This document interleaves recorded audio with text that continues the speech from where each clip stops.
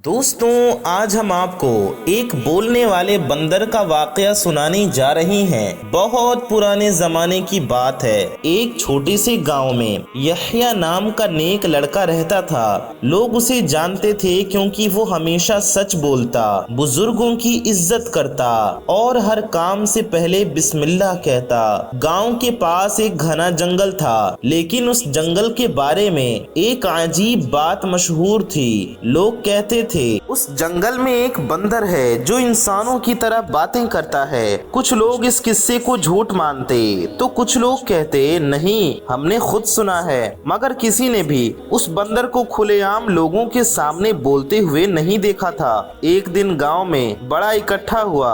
लोग बैठकर बातें कर रहे थे कि अचानक पास के जंगल से हलचल की आवाज आई। पेड़ हिलने लगे, पत्तियां सरसराने लगी और फिर सबने देखा कि एक बंदर धीरे धीरे गांव की तरफ आ रहा था। लोग घबरा गए, कुछ बच्चे अपनी माओं के पीछे छुप गए और तभी उस बंदर ने इंसानी जुबान में कहा, डरो मत, मैं अल्लाह का बंदा हूँ। आज तुम्हें एक हकीकत बताने आया हूँ। गांव के लोग दंग रह गए, सबकी आंखें फैल गईं। ये कैसे हो सकता है कि एक बंदर इंसानों की तरह बोल रहा हो? कुछ लोग डर के मारे पीछे हट गए और कुछ ने पत्थर उठाने चाहे, मगर तभी यह्या ने सबको रोका और कहा, रुको, अगर अल्लाह चाहे तो जानवर भी बोल सकते हैं। सुनते हैं ये क्या कह रहा है। बंदर ने गहरी सांस ली और सबको देखा, फिर बोला, तुम इंसान अक्ल वाले हो लेकिन अक्सर गफलत करते हो। मैं जानवर होकर भी हर पल अपने रब की तस्बीह करता हूँ। भीड़ में सन्नाटा छा गया। बंदर ने आगे कहा,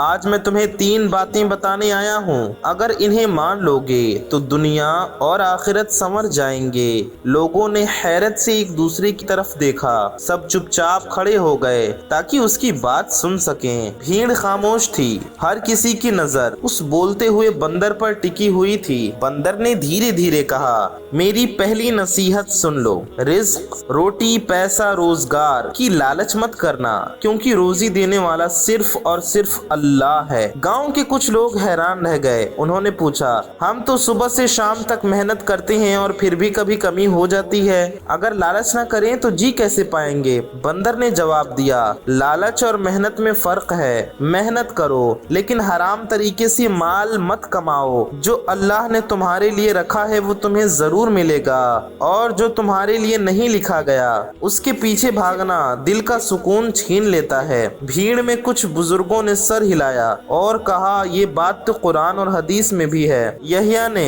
दिल में सोचा, ये बंदर हमें ऐसी बातें क्यों बता रहा है? इसके पीछे जरूर कोई राज है। गांव की भीड़ अब और ध्यान से सुन रही थी। बच्चों तक ने खेलना छोड़ दिया और सबकी नजरें बंदर पर टिक गईं। मेरी दूसरी नसीहत ये है, बंदर ने कहा, कभी जुल्म मत करना, क्योंकि कयामत के दिन इंसान के हाथ, पैर और जुबान उसके खिलाफ गवाही देंगे। भीड़ में हलचल मच गई। एक आदमी बोला, लेकिन हम तो दूसरों पर ज्यादा हक नहीं करते, बस कभी कभी गुस्से में कठोर बात कह देते हैं। बंदर ने तुरंत जवाब दिया, यही तो जुल्म है। जुल्म सिर्फ तलवार या लाठी से नहीं होता, किसी के दिल को दुखाना भी जुल्म है। कमजोर का हक मारना, किसी का मजाक उड़ाना या अपने ताकतवर होने का रौब दिखाना भी जुल्म है। लोगों के चेहरे झुकने लगे। कईयों ने सोचा कि वो अक्सर छोटे बच्चों, मजदूरों और गरीबों से कठोर बर्ताव कर बैठते हैं। यह्या की आंखों में आंसू आ गए। उसने कहा, सुभान अल्लाह, ये बातें तो हमारे लिए आईना है। बंदर ने चारों तरफ देखा